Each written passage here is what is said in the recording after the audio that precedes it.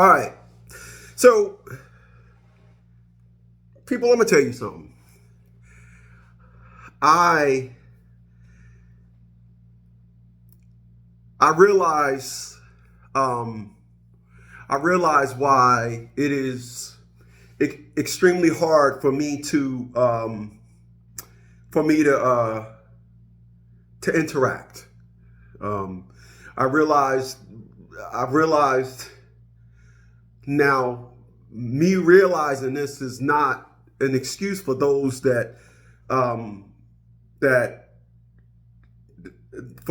that have mistreated me or um, um, for those that disrespected me because of it. So let me start it off by saying this. People, I have excellent foresight. I told my mom that I need to start saving my money for when I get old. I was 7 when I told my mom that. All right. Now at 55, about to be 56 this year, I have a great life. I have a $754 mortgage. I live on a nice street. I can show you that street right here. Nice, quiet neighborhood. Beautiful street, right? You will agree with that, yes? And the purpose of me setting my life up is because I said when I was younger, I want no part of that word fixed income. I want, I don't want, I just don't. All right. So $754 a month mortgage, live in a beautiful neighborhood. My house is on solar. I switched to solar last year. My electric bill for the month of January was $17.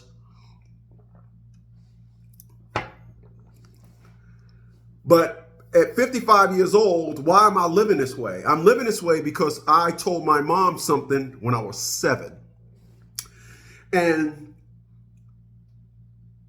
as I was stating, I now understand why I have such a hard time talking to people. And the reason why I have such a hard time talking to people, because people live in the moment.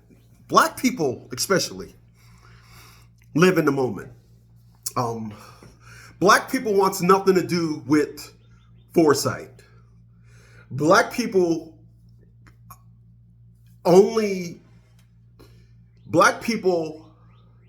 they're at their best from the stage of hindsight. They're at their best. All right.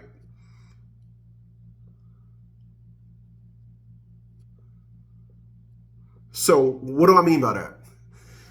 When a black person speaks on something, you have to lay it out for them. When a black person speaks on something, they have to know it happened on Tuesday at 3 o'clock. That was confirmed, or they heard about it on Twitter. This is right. Everything is right. Everything's right. And then they speak on it. A black person, if they speak about it beforehand, it's deemed a lie. And then more so than anything, black people want to take something that happened and interpret it their own way. They want to slang it up. You cannot. In the 2020 election, when I told individuals exactly what was going to happen, meaning the Democrats will get into office, they will drop our security at our borders, they will allow illegals to come in. When they allow illegals to come in, they will now deem black people minority program qualifiable, and it happened. Now you got individuals. I don't know why people didn't see that, but I realized it's not the fact that they didn't see it. I have the gift to see it. So if I told my mom something at 7 and I'm now 55, I'll be 56 this year, that gift and that life that I said I have to start saving my money has come into fruition. So I have a company, and my company that I have helping fathers has, unfortunately, to people that love me or used to love me. Now they don't give about me because they hear me talk about the trash that are women. When you have a company and that company, you talking to somebody and they say something like, it was crazy because somebody would pay me for a consultation and then they really wouldn't need help. They just want to talk about their issues that they're having with women. So I became more of a psychiatrist than I was an advocate for fathers. I did not know that was going to happen. So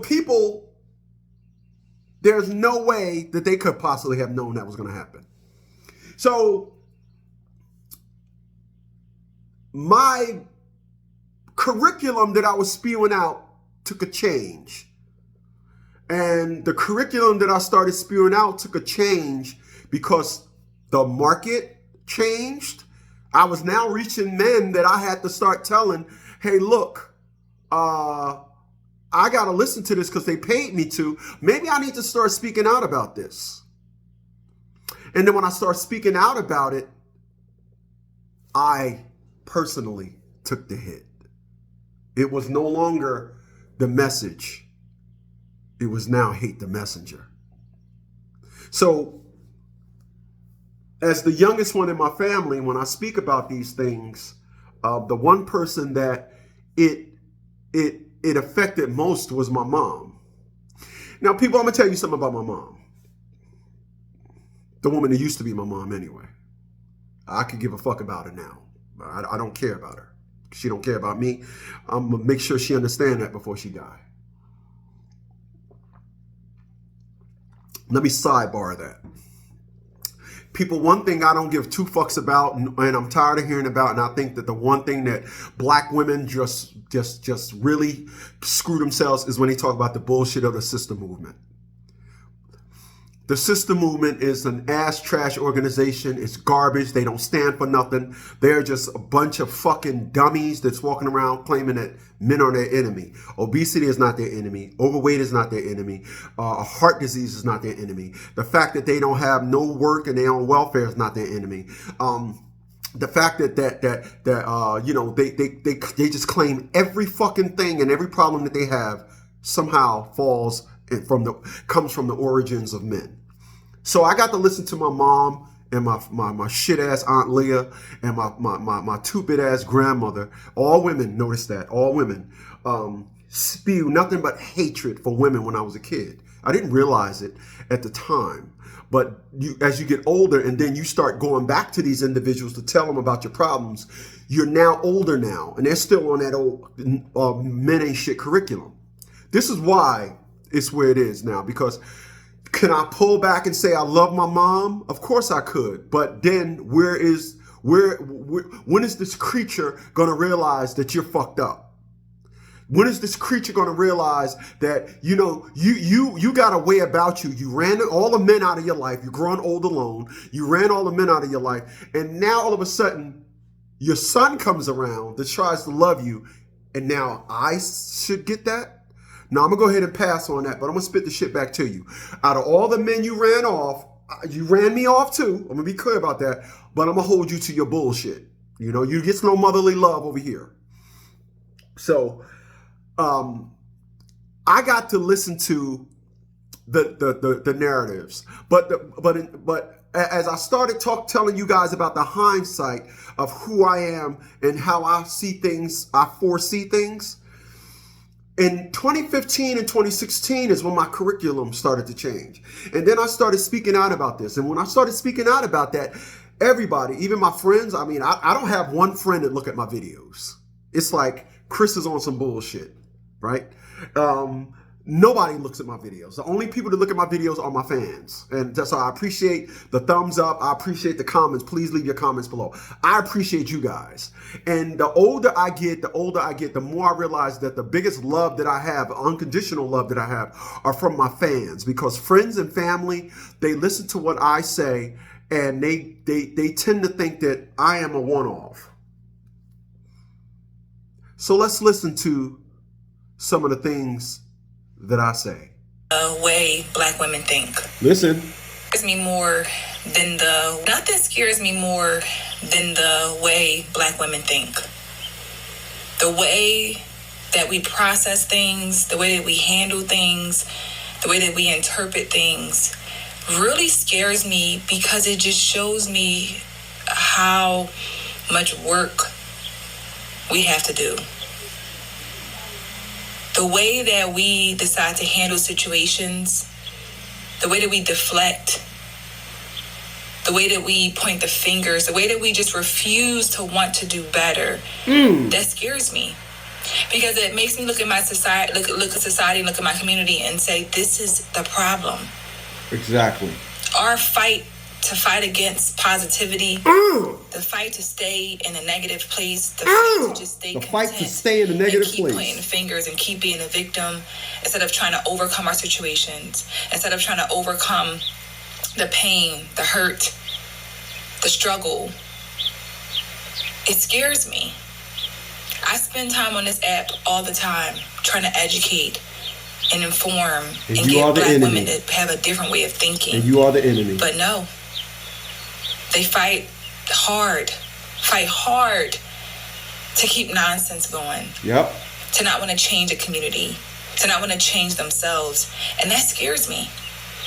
It scares me because it makes me worry about my daughter, the generations after me, the generations to come, just based on how we think about things. Wow. Our unwillingness to grow is holding us back. That's our biggest problem. Being unwilling to grow, being unwilling to do things different is your biggest downfall. Our biggest enemy. Black women, you are your biggest enemy. Now, when I was saying that 9 years ago, my mom listened to that, deemed me the enemy. So there it is, that foresight again. I was talking about that 9 years ago. Because my mom gave me the big shellacking in 2019. So that was 4 years ago. And she gave me all that based on what I seen and what I was talking about. Only for now to get women echoing the very things that I was talking about 8 and 9 years ago. You see, the biggest reason why I will never speak to my mom again is because you know me. You knew that as your son, you watched me think about things years in advance. But for some reason, when I spoke about Black women, now all of a sudden I'm your enemy. Let me tell you what my mom taught me. My mom taught me that you are a prophet. You can speak about things and they never heard about it and be in total awe until you speak about something that offends them. Those very same words are now offensive. Like that woman said, they fight to keep the bullshit going. They don't want change. My mom did not want to hear. I even told my mom, it's not the women of your generation. Just like that woman just said, I feel for my daughter, the next generation. And my mom said, nope, I'm going to speak up. I'm going to say something that will fuck you too. Fuck you. So let's check out some comments that individuals said on one said video. I think it scares the whole community. Of course it does. I just realized this these past years. One person said doomed. I said, yep. This person says, thank you. Thought I was tripping. I said, not at all.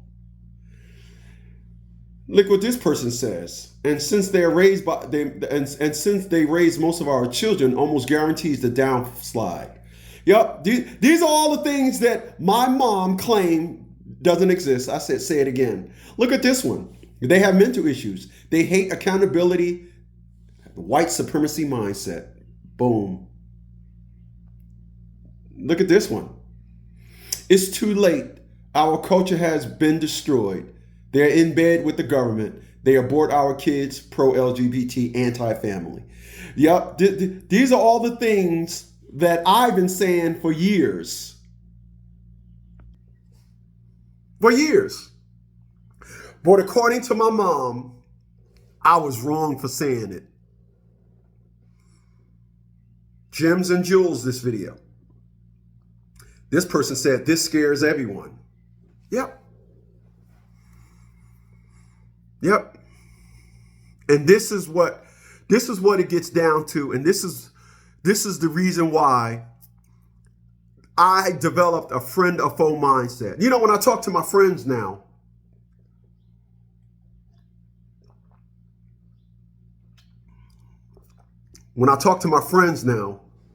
I tell them, hey man, I'm not talking like I used to. I'm not talking. I'll turn on the camera and press record and I'll do all my talking there. But as far as talking to my friends, I'm not doing no more talking. I'm not. I get it.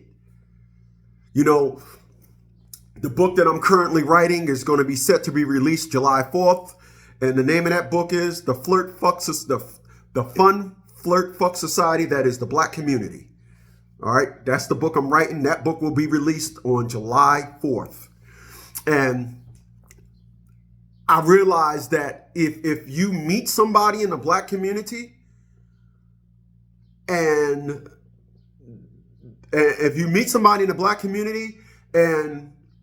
you cannot